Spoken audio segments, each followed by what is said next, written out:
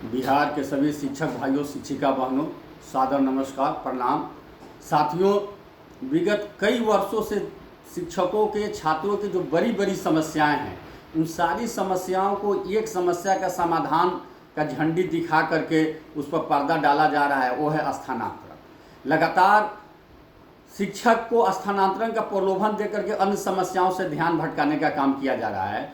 कल स्थानांतरण संबंधी नियमावली भी आ गई है, जिस नियमावली में है कि पहले रेशनलाइजेशन किया जाएगा, उसके बाद स्थानांतरण किया जाएगा रिक्त सीटों पर।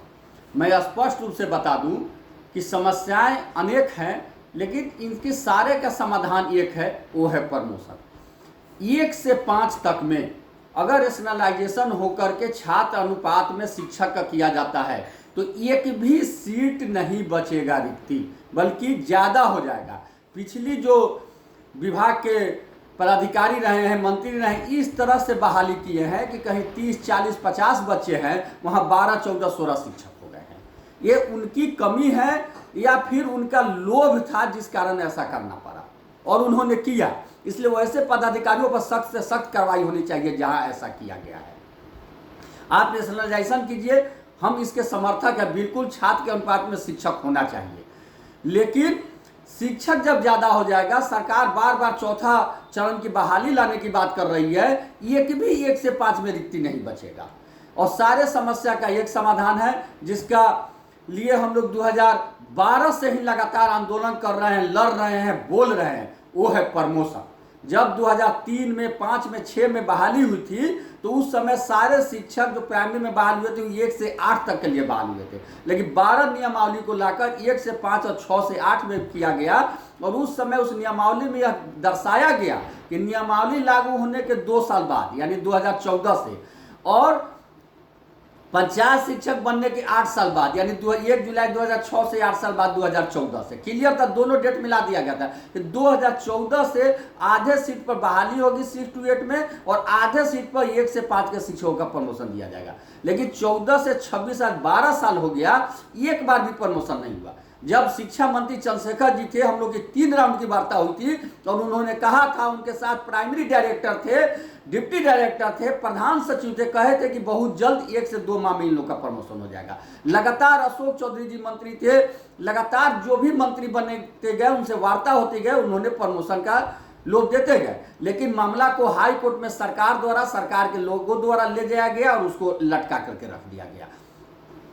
अगर 1 से 5 का प्रमोशन 6 to 8 में हो जाता है, तो निश्चित रूप से 1 से 5 में पद खाली हो जाएगा और उस पर नई बहाली होगी। 6 to 8 के शिक्षक का प्रमोशन प्रधान शिक्षक के पद पर हो जाता है, क्योंकि उनका भी 5 साल पूर्व गया है, तो वहां भी पद खाली हो जाएगा और वहां भी बहाली होगी। 9, 10 के टीचर का 11, 12 में, और 11, 12 और 9, 12 के टीचर दोनों का जिनका समय पूर्व गया, उनको प्रधानाध्यापक के पद पर अगर प्रमोशन दे दिया जाता है तो सभी जगह सीट रिक्ति हो जाएगी, सभी जगह बहालियां भी होगी, और स्वतः रूप से अपने इच्छा अनुसार लोग अपने जगह पर भी चले जाएंगे। लेकिन वर्तमान जो प्रक्रिया सरकार निकाली है, बगैर प्रमोशन के सरकार अगर यह स्थानांतरण पॉलिसी को लागू करती है, तो न तो ढंग से स्थानांतरण होगा, न ही प्रमोशन होगा, और न ही चौथा चरण के बहाली आने जा रहा है। इतना बात आप जान लीजिए। सिर्फ सरकार गोल गोल घुमाएगी और अपने ही लोगों द्वारा हाई कोर्ट में केस करवा देगी, और सरकार दोनों हाथ उठा लेगी कि मामला तो माननीय न्यायालय में है, हम इसमें कुछ नहीं कर सकते।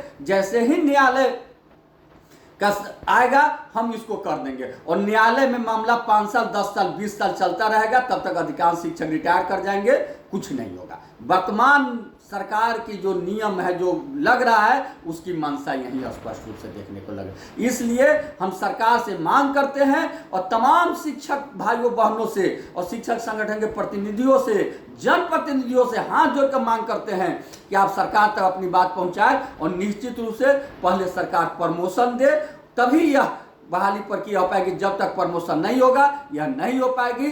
जिस तरह से प्रमोशन 12 साल से लटका हुआ है, स्थानांतरण भी लटक जाएगा, और यह नहीं होगा।